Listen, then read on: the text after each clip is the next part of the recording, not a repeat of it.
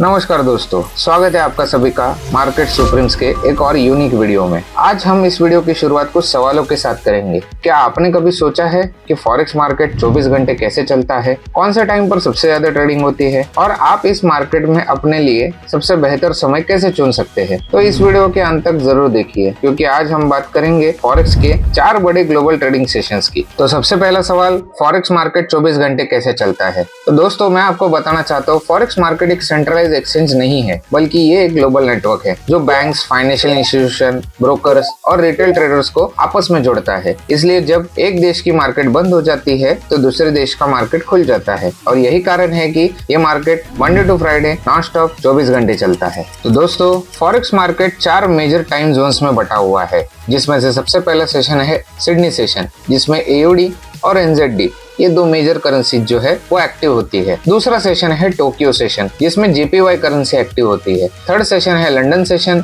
जिसमें majorly GBP currency active होती है। और चौथा सेशन है न्यूयॉर्क सेशन, जिसमें यूरो, यूएसडी, कैड और सीएचएफ ये 4 मेजर करेंसीज एक्टिव होती है। तो दोस्तों, एक सवाल है इसके बीच में, यूरो और सीएचएफ ये दोनों लंदन और न्यूयॉर्क सेशंस में एक्टिव क्यों रहते हैं?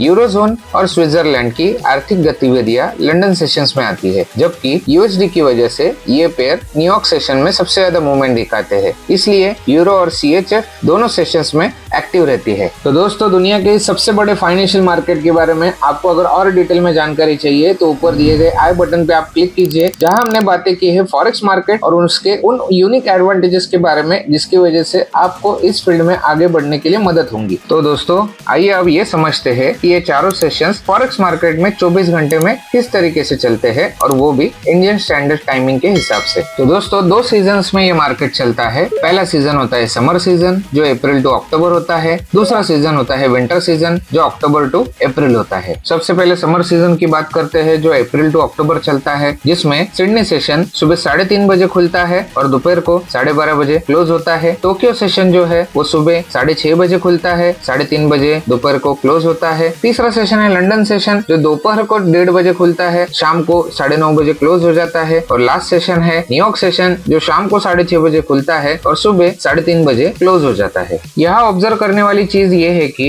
न्यूयॉर्क मार्केट जहाँ सुबह 3:30 बजे क्लोज हो जाता है, उसी समय पे सिडनी मार्केट सुबह 3:30 बजे ओपन हो जाता है। इस तरीके से समर सीजन में ये मार्केट 24 घंटा चलता है। तो अब बात करते हैं विंटर सीजन की, जो अक्टूबर टू अप्रैल चलता है, जिसमें सिडनी सेशन सुबह 1:30 बजे खुलता है और 10:30 बजे क्लोज हो जाता है। टोक्यो मार्केट सुबह 5:30 बजे खुलता है, दोपहर 2:30 बजे तक ये मार्केट चलता है।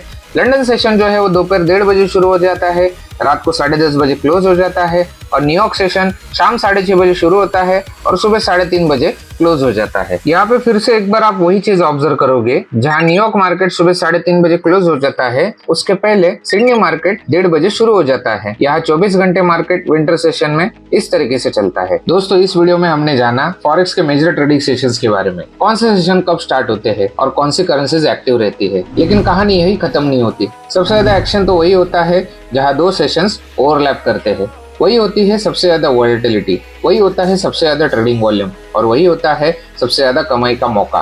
अगर आप जानना चाहते हैं ओवरलैपिंग सेशंस का असली खेल, तो कमेंट करो नीचे पार्ट 2, क्योंकि अगला वीडियो सिर्फ उसी पर होगा और आप उसे मिस नहीं करना चाहेंगे। तब तक के लिए लेट्स ग्रो टुगेदर।